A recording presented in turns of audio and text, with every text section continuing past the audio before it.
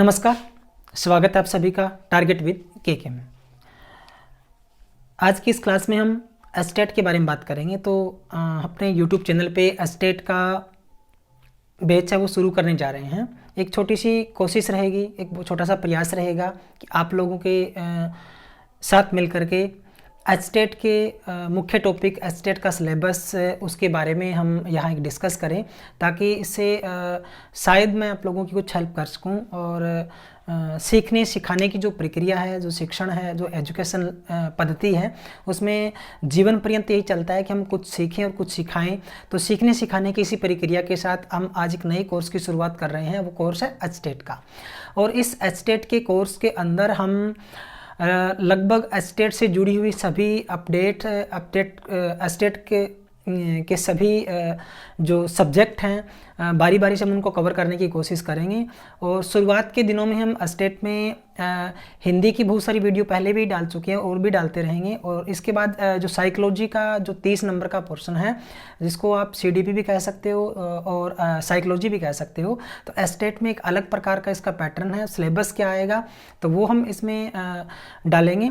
और उसके बाद में एस्टेट के प्रीवियस ईयर के जो क्वेश्चन पेपर हैं वो आपको यहाँ पे सोल्व करके इसकी प्रैक्टिस है वो करवाई जाएगी। और अलग अलग सब्जेक्ट के जो पेपर हैं वो भी आपको यहाँ पे मिलेंगे। तो आई होप ये जो कोर्स है, ये जो बैच है, आपके लिए यूज़फुल रहेगा।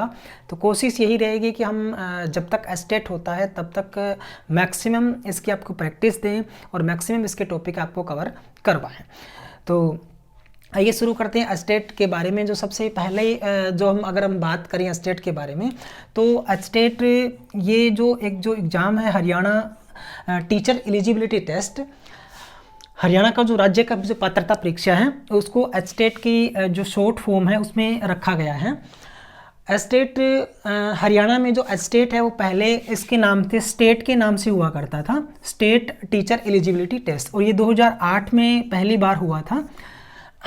ठीक है, तो इसके बाद से इसका नाम जो बदल करके यहाँ पे इसकी जगह H रख दिया गया था, यानी हरियाणा टीचर एलिजिबिलिटी टेस्ट इसको नाम दे दिया गया था। अब आज के समय में, वर्तमान समय में एस्टेट का जो एक प्रकार से पेपर कह सकते हो या पैटर्न कह सकते हो, इसकी वो थोड़ा सा पिछले कुछ सालों के मुकाबले थोड़ा चेंज है। पिछले 2 साल से ये थोड़ा चेंज होकर आपके सामने आ रहा है।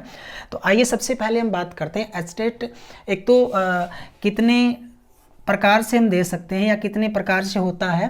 तो एस्टेट 3 लेवल का होता है। एक तो PRT यानी जो JVT टीचर हैं उनके लिए, 1 से 5 के लिए, दूसरा है TGT यानी कक्षा 6 से 8 के लिए, और तीसरा जिसको आप BEd टीचर भी कह सकते हो, और तीसरा है हमारा जो PGT का कोर्स है, ये कक्षा 9 से 12 के टीचर के लिए है, यानी पोस्ट ग्रेजुएट जो टीचर हैं, यानी BEd और प्लस मास्टर जो डिग्री है, MA या MSc MCOM या जो भी मास्टर डिग्री है, तो BEd प्लस इसके साथ ये कोर्स ज़रूरी है। तो ये 9 से 12 कक्षा के टीचर के लिए होता है PGT का। तो 3 लेवल पे हरियाणा में जो टेट है वो होता है। PRT इसको लेवल 1 बोलते हैं, इसको लेवल 2 बोलते हैं, इसको लेवल 3 बोलते हैं। ठीक है, तीनों के लिए अलग पेपर होता है। अभी जो वर्तमान में एस्टेट की जो डेट निर्धारित की गई है वो 1 और 2 जनवरी को रखा गया है। ठीक है, तो अभी शायद लॉकडाउन के कारण इसकी डेट फिर से चेंज हो जाए, लेकिन देखते हैं आगे वो क्या होता है जब डेट आती है। अभी इसके एग्ज़ाम की जो डेट है वो आ चुकी है, एग्ज़ाम फिल हो रहे हैं। अगर आप लोगों ने इसका एग्ज़ाम जो का फॉर्म है वो फिल नहीं किया है, प्लीज़ का फॉर्म आप फिल कर दीजिए। अगर तीनों का देना चाहते हो तीनों का कर सकते हो। ठीक है, एक दिन में इसका जो एग्ज़ाम है वो 2 एग्ज़ाम एक दिन में होंगे और एक आपका अलग होगा। टाइम भी अलग अलग होता है, इसका मॉर्निंग इवनिंग सेशन रहता है। तो आप तीनों एग्ज़ाम दे सकते हो अगर देना चाहते हो तो। ठीक है, तो अब तीनों लेवल के ऊपर अगर हम बात करें भी, तीनों लेवल में किस तरह का पेपर आता है, कितने क्वेश्चन आते हैं और कौन कौन से इसमें सब्जेक्ट शामिल रहते हैं, तो उसकी हम बात कर रहे हैं।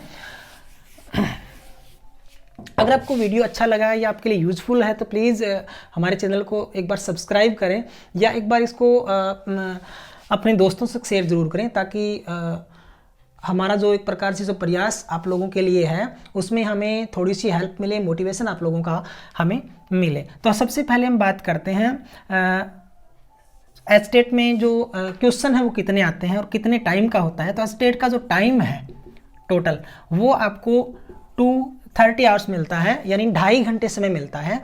और 2.5 घंटे का मतलब है आपको 150 मिनट इसका समय है वो मिलता है। टोटल आपको तीनों लेवल के लिए ही अलग अलग आपको 2.5 घंटे मिलते हैं, ठीक है, यानी 150 मिनट मिलते हैं। और टोटल अगर क्वेश्चन की बात करूं, पेपर में कितने क्वेश्चन आते हैं, तो 150 जो क्वेश्चन है वो पेपर में आपके आते हैं। 150 मिनट है, एक क्वेश्चन के लिए आपको 1 मिनट है वो मिल जाएगा, ठीक है। टाइम भी 2.5 घंटा है, और क्वेश्चन उसका 150 क्वेश्चन है। लेवल 1 के लिए 150 है, लेवल 2 के लिए 150 है, लेवल 3 के लिए 150 क्वेश्चन होते हैं। अब 150 जो क्वेश्चन है वो किस तरीके से आते हैं, किस सब्जेक्ट के कितने क्वेश्चन आते हैं, हम उसकी बात करते हैं। आई होप इतनी बात आपको समझ में आई होगी कि कितने क्वेश्चन आते हैं कितने। देखिए बहुत से साथियों को ये बात पहले से ही पता होती है, लेकिन जो पहली बार स्टेट दे रहे हैं या जिन्होंने अभी जेबीटी में यानी पीआरटी में या बीएड में या वो सोच रहे हैं कि टीचिंग लाइन में जाना है, तो उन बच्चों के लिए, उन साथियों के लिए ये थोड़ा सा नया हो सकता है कि उनको इसका पता ना हो। बाकी आप लोगों को बहुत अच्छे से इसका पता होता है पहले से ही, क्योंकि YouTube पे बहुत सारी वीडियो है और आप अपने साथियों से इसके बारे में चर्चा करते रहते हो, समाज से आपको बहुत कुछ सीखने को मिलता है। तो जो 150 क्वेश्चन होते हैं ना, इसमें 3 लेवल मैंने आपकी बात की, 3 लेवल होती है, पीआरटी, टीजीटी एंड पीजीटी। तो तीनों लेवल पे हम बात करते हैं भी। जो 150 क्वेश्चन है उसमें कुछ एक पार्ट ऐसे हैं, सब्जेक्ट ऐसे हैं जो तीनों पेपर में ही आते हैं, यानी उनको कॉमन सब्जेक्ट हम कह सकते हैं।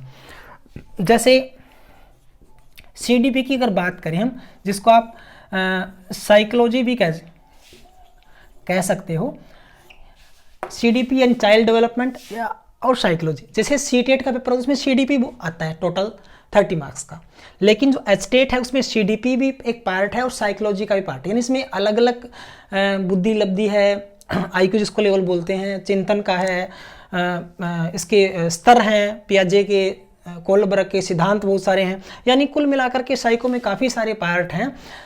तो बाल विकास के इसके जो पार्ट है वो सारे, यानी कुल मिलाकर के इसमें दोनों चीज़ें हम काउंट करेंगे, सीडीपी और साइकोलॉजी को भी, ठीक है। तो ये आपका 30 नंबर का आता है, ठीक है, 30 क्वेश्चन आते हैं और 30 नंबर का आपका साइकोलॉजी का पार्ट रहता है, जो लेवल 1, 2 और 3 यानी तीनों लेवल के लिए ये बराबर आता है। बस इसमें फ़र्क रहता है लेवल का। पीआरटी में थोड़े से आसान क्वेश्चन आते हैं, इसका लेवल जैसे जैसे इसका टीजीटी पीजीटी की तरफ बढ़ता है तो इनका लेवल थोड़ा चेंज हो जाता है। क्वेश्चन की स्टेटमेंट थोड़ी सी चेंज कर दी, कुछ टॉपिक्स अलग दे दिए, थोड़े बहुत ऊपर नीचे करके स्टेटमेंट थोड़ी अलग सी बना दी, तो इस तरीके से थोड़ा चेंज होता है। लेकिन जो आपके टॉपिक हैं वो लगभग तीनों ही पार्ट में लगभग सेम है, ठीक है। और मैं कहूँ अगर 90% है वो तीनों में पार्ट सेम है, सिर्फ थोड़ा सा स्टेटमेंट का फर्क होता है, थोड़े से क्वेश्चन अलग आते हैं, बाकी आपको तैयारी इसी में काम चल जाएगा अगर तीनों लेवल की तैयारी करते हो तो। यानी 30 नंबर का आपका लेवल 1, 2 और 3 के लिए जो 30 नंबर का काम है वो बराबर है, यानी कॉमन पेपर में काउंट आप कर सकते हो। यानी 30 नंबर आपका कॉमन है तीनों पार्ट के लिए, जेबीटी पेपर के लिए भी, बीएड वालों के लिए भी, और जो पीजीटी के लिए अप्लाई कर रहे हैं उनके लिए भी, तीनों के लिए।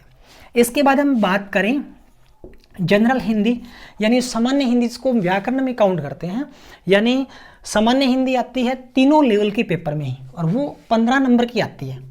पहले ये जो आती थी हिंदी वो 30 नंबर की आती थी लैंग्वेज के रूप में, अब लैंग्वेज का जो पार्ट है वो कम कर दिया गया है और इसमें जो 15 नंबर की हिंदी है वो आपकी आती है, जिसमें क्वेश्चन स्टेट के अंदर 99% क्वेश्चन है वो व्याकरण से आते हैं। कई बार इसमें गद्यांश या पद्यांश भी डाल देते हैं, लेकिन अभी 15 नंबर की होने के कारण इसमें जो सारे क्वेश्चन है वो व्याकरण के ही डालते हैं, यानी हिंदी जो व्याकरण सामान्य व्याकरण है हमारी उसके 15 नंबर के क्वेश्चन आते हैं, ठीक है। तो ये भी तीनों लेवल के लिए बराबर रहेंगे, आपके तीनों ही लेवल में 15 नंबर की व्याकरण आपकी आती है। इसके बाद आप जनरल इंग्लिश की बात करें, इसको भी इंग्लिश ग्रामर कह सकते हो, तो वो भी 15 नंबर की आपकी अभी आ रही है, ठीक है। यानी दोनों लैंग्वेज 1 और 2, यानी लैंग्वेज की बात करें हिंदी और इंग्लिश, दोनों आपकी 30 नंबर की आती है, जो कि तीनों लेवल में ही आती है, लेवल 1, 2 और 3, यानी पीआरटी, टीजीटी एंड पीजीटी। तीनों लेवल में 15 नंबर की हिंदी आती है, 15 नंबर की इंग्लिश आती है, और मोस्टली दोनों के अंदर ही व्याकरण कह सकते हो और यहाँ ग्रामर कह सकते हो, इसी के क्वेश्चन आते हैं। बहुत कम चांस है कि 15 नंबर में आपको वो ऐसे या स्टेंजा इंग्लिश में कहें या फिर गद्यांश और पद्यांश वो डाल देते हैं। बाकी ज़्यादातर इसके क्वेश्चन अभी पिछले साल से 2-3 साल से या 2 साल से लगभग इसके क्वेश्चन व्याकरण के ही आ रहे हैं, यानी आपको इसकी व्याकरण की तैयारी या इंग्लिश ग्रामर की तैयारी करनी है। और बहुत ही कई बार देखो हार्ड क्वेश्चन भी दे देते हैं, लेकिन टॉपिक वही है। आपको पता है व्याकरण के टॉपिक आप सभी एग्जाम्स में जितने भी कंपटीशन के हैं या क्लास की बात करें +1, 2, 10th, 9th वही टॉपिक है। थोड़ा सा लेवल चेंज हो जाता है, थोड़ी से हमें अलग दिमाग से इनको पढ़ने की ज़रूरत है। ठीक है, तो 30 नंबर की आपकी साइकोलॉजी हो गई, 15 नंबर की इंग्लिश, 15 नंबर की हिंदी। ठीक है, और इसके बाद आपका एक अलग जो पार्ट अभी बनाया गया है वो जिसको आप मैथमेटिक्स कह सकते हो या न्यूमेरिकल जो मैथ है वो आपका आता है, वो 10 नंबर का आता है। ये तीसरा पार्ट है जो कॉमन है। मैथ के 10 क्वेश्चन आते हैं, बिल्कुल नॉर्मल क्वेश्चन होते हैं, जैसे काम और समय के क्वेश्चन दे दिए। ठीक है, तो इस तरह के क्वेश्चन वो आपको दे देते हैं।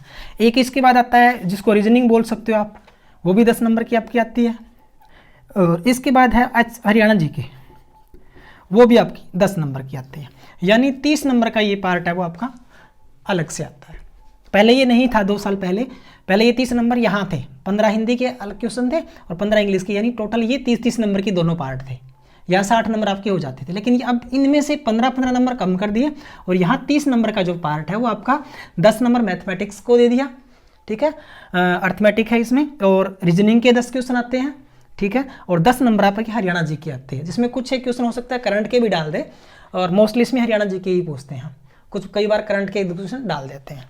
तो ये 30 नंबर आपके हो गए, या 30 की साइको, 15 की हिंदी, 15 का ये और 30 नंबर का आपका ये पार्ट, टोटल 90 जो नंबर है वो आपका कॉमन है। कॉमन का मतलब फिर बात कर रहा हूँ, part 1, part 2, part 3, level 1, level 2, level 3, PRT, TGT, PGT, 3 level है। तीनों लेवल में 90 नंबर का काम है वो कॉमन है। अगर आप तीनों पेपर के लिए अप्लाई कर रहे हो, एग्जाम देना चाहते हो, तो आपको 90 नंबर की जो तैयारी है वो एक साथ आपकी हो सकती है। ठीक है, अब नंबर बच गए हमारे टोटल 90, ये हो गए प्लस 60, 150, यानी 60 नंबर का काम आपका और बच जाता है। अब पहले हम बात करते हैं लेवल 1 की। 60 नंबर का जो काम बच गया उसमें लेवल 1 यानी PRT में क्या आता है जो 60 नंबर का है। तो PRT में जो 60 नंबर बच गए उसमें EVS 30 नंबर की, इन्वायरमेंट साइंस इसको पर्यावरण विज्ञान बोलते हैं, और एक बच गया हमारा मैथमेटिक्स, वो भी 30 नंबर का, यानी मैथ आपका यहाँ 40 नंबर का हो जाता है, 10 नंबर का वहाँ आ जाता है, 30 नंबर का ये मैथ है। ठीक है, तो ये 30 नंबर ये, टोटल 60 नंबर ये हो गए और 90 ये हो गए। तो ये आपका PRT का 150 क्वेश्चन का जो सिलेबस है वो हो जाता है यहाँ पे। ये 30 नंबर EVS के पर्यावरण विज्ञान, इन्वायरमेंट साइंस, और ये 30 नंबर मैथमेटिक्स। तो मैथमेटिक्स, साइकोलॉजी, हिंदी, इंग्लिश ये आपके मेन सब्जेक्ट के रूप में यहाँ काम करेंगे पार्ट 1 के लिए, यानी JBT वालों के लिए। लेवल 1 जिसको कह सकते हो, कक्षा 1 से 5 के जो टीचर हैं उनके लिए PRT का पेपर होता है। आई होप आप लोगों के लिए PRT का जो काम है वो सिलेबस से संबंधित 150 क्वेश्चन का जो काम है वो यहाँ से आपको पता लग गया होगा। अब देखते हैं जो 60 नंबर का काम बच गया वो TGT के लिए क्या बच गया। TGT, यहाँ PGT को भी मैं काउंट साथ में ले लेता हूँ, क्योंकि TGT में BEd वाले आते हैं और यहाँ पे आते हैं BEd प्लस मास्टर डिग्री। ठीक है, तो 60 नंबर का बच गया। 90 नंबर का कॉमन था, हमने पहले डिस्कस कर लिया।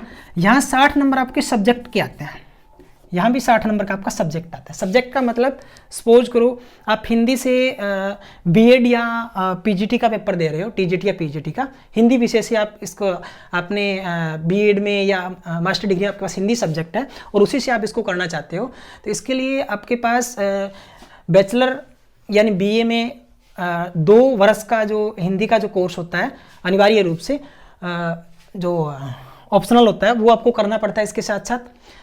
ठीक है, दूसरा इसमें आपके पास BEd होना चाहिए अगर BEd के लिए देना चाहते हो, प्लस यहाँ आपको जब एग्जाम फॉर्म फिल करते हैं तब आपको वहाँ सब्जेक्ट पूछते हैं, तो सब्जेक्ट आप हिंदी अप्लाई करते हो, तो हिंदी में आपके यहाँ पे 60 नंबर का हिंदी का लिटरेचर है प्लस हिंदी व्याकरण वो आती है। ठीक है। तो यहाँ पे आपका कहने का मतलब सब्जेक्ट आता है। अगर आप यहाँ पे एसएस के लिए काउंट करते हो तो आपके पास 60 नंबर की एसएस आएगी। अगर आप यहाँ पे मैथ और साइंस, देखो मैथ और साइंस के बच्चों के लिए यहाँ पे 30 नंबर का मैथ आता है प्लस 30 नंबर का साइंस के पोर्शन आता है, यानी मैथ और साइंस के लिए 30-30 दोनों नंबर आते हैं। और जो बाकी सब्जेक्ट बच गए उसमें हिंदी वालों के लिए 60 नंबर की हिंदी आती है, एसएस वालों के लिए 60 नंबर की एसएस आती है। तो एसएस में आपकी हिस्ट्री, पॉलिटिकल, पब्लिक एडमिनिस्ट्रेशन और इकोनॉमिक्स, ज्योग्राफी, इस तरह के पार्ट है वो सारे एसएस में काउंट होते हैं, वो आपको पता ही है, ठीक है। और यहाँ पीजीटी के लिए अगर अप्लाई करते हो आप, तो जो आपका मास्टर डिग्री का सब्जेक्ट है, जिस विषय में आपने मास्टर डिग्री किया हुआ है उसके, यानी वो आपका सब्जेक्ट हो गया, तो वो 60 क्वेश्चन आपके उसी सब्जेक्ट से रिलेटेड करेंगे। जैसे आपने यहाँ पे पीजीटी के लिए पॉलिटिकल साइंस से अप्लाई किया है तो आपके केवल पॉलिटिकल के ही क्वेश्चन आएंगे, नए उसमें एसएस काउंट नहीं होगा, यानी आपके ज्योग्राफी, हिस्ट्री ये नहीं आएंगे, सिर्फ पॉलिटिकल से रिलेट करने वाले क्वेश्चन ही आएंगे 60। ये आपका सब्जेक्ट है यहाँ पे। तो बीएड यानी पीजीटी के लिए अगर अप्लाई किया है, बीएड प्लस मास्टर डिग्री, उससे आपने आवेदन किया है यहाँ पीजीटी के लिए लेवल 3 के लिए, तो आपका 60 नंबर का स्पेशल आपका सब्जेक्ट आएगा। हिस्ट्री वालों के लिए 60 हिस्ट्री है, हिंदी वालों के लिए 60 हिस्ट्री है, इंग्लिश वालों के लिए 60 नंबर का इंग्लिश का आएगा पार्ट। तो ये सिर्फ सब्जेक्ट स्पेसिफिक के लिए 60 नंबर का आपका जो सब्जेक्ट है वही आएगा। तो 60 का ये है, 90 का वो कॉमन हो गया। तो इस तरीके से आपका ये क्वेश्चन